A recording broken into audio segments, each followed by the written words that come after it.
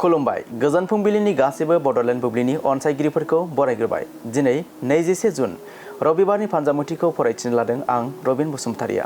फानजामुथिनि गिबियाव दं मेष राशि। नोंथाङा सानस्लाबनो हायैयाव पापनि हाबा मावफ्लांनो हागौ। सानै हयै हाबा मावनांगोन। वृष राशि। नखराव रंजा खुसि थासारि सोमजिगोन।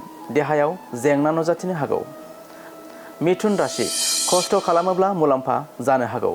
फालांगियारि बिथिङाव मोजां सान। कर्कट राशि। माखौबा लानानै गिखांनाय सोमजिनो हागौ। गोसोखौ गोख्रों लानांगोन। सिंह राशि।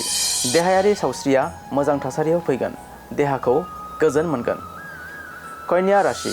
नंखाय बाथ्राखौ लाना सोरजोंबा बाथ्रा दान्थेलायनो हागौ। सांग्रांथि थानांगोन। तुला राशि। समाजारि बिथिंनि मोजां हाबा मावगोन। नोंथांनि मुङा गोसारगोन। वृश्चिक राशि। आसा खालामनाय खामानिया जाफुंनो हागौ। मोजां सान।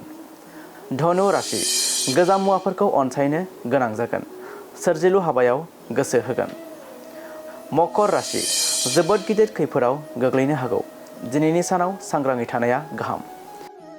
कुम्भ राशि। समाजारि बिथिङाव मान मोनगोन। नोंथांनि माना बांगोन।